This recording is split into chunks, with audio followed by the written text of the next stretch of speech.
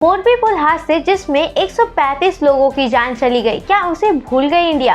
जो अंकिता हादसे, उसके आरोपी को भूल गई इंडिया क्योंकि वो बीजेपी का है। मोरबी पुल हादसे जिसमें 135 लोगों की जान चली गई, जिस हादसे को 10 से 15 दिन हो गए, पर आज भी इस केस में सिर्फ 9 लोगों को गिरफ्तार किया गया है। उसमें से 9 लोगों को, उसमें जो ओरिबो कंपनी के 2 मैनेजर और उसमें काम करने वाले टिकट काउंटर के लोगों को गिरफ्तार किया गया है। ओरिबो कंपनी के मालिक को अभी तक क्यों नहीं पकड़ा गया? क्या इनकी कोई जिम्मेदारी नहीं है? जिस पुल को बनाने के लिए 2 करोड़ रुपए दिए गए थे, पर उसमें से सिर्फ 12 लाख रुपए का ही इस्तेमाल किया गया है।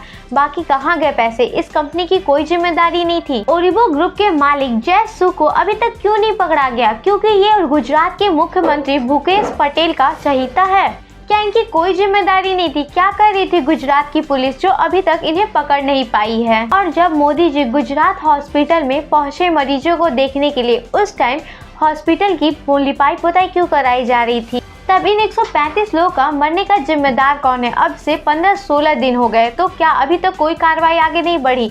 क्या कर रही है गुजरात पुलिस? क्या इन मरने वाले लोगों के घर वालों को मुआवजा दिया गया है? मोरबी पुल हादसे में लोगों को मुआवजे देने के लिए बोला जा रहा था, तो 135 लोगों में कितने लोगों को इस मुआवजे का रकम मिला है? क्या हम इस अंकिता को भी भूल गए हैं, जो बीजेपी के नेता के बेटे ने इसे जबरदस्ती करने की कोशिश की और उसके बाद इसे मार दिया? क्या इसे भी भूल जाएगी इंडिया? तो इस अंकिता से कोई भी बीजेपी का नेता मिलने नहीं गया। वहीं दूसरी अंकिता के साथ भी ऐसा हुआ, पर उसे उसके आरोपी से मिलने के लिए गोंडा संसद के लोग भी मिलने गए थे। क्या हम इंडियन उसी समय तक ये सब चीजों को याद रखते हैं जब तक सोशल मीडिया पे चलता रहता है? उसके बाद हम इंडियन भूल जाते हैं। क्या उसे हमें ध्यान देने की जरूरत नहीं है? अंकिता भंडारी के भी फैमिली वालों को मुआवजे की रकम देने के लिए बोला जा रहा था, पर पता नहीं कि मिला है या नहीं मिला है। आज तो उसके आरोपी को कुछ पता भी नहीं है कि उसको जेल हुई या नहीं हुई। जैसे हम अंकिता हादसे के आरोपी को भूल गए, वैसे इस आरोपी को भी भूल जाएंगे। आफ्ताब ने 6 महीने पहले इस लड़की को मारकर इसके 35 टुकड़े करके इसे फ्रीज में रखा हुआ था और उसे धीरे धीरे महरूब के जंगलों में जाकर फेंकता रहता था, और अब उसने कबूल भी कर लिया है, पर पुलिस को अभी भी डर है। इसके खिलाफ भी कोई भी सबूत नहीं मिल रहा है। इस आफ्ताब ने अपने लिविंग पार्टनर श्रद्धा की इतनी गंदी मौत दी, उसे 32 से 35 टुकड़े करके उसे फ्रिज में रखा हुआ था।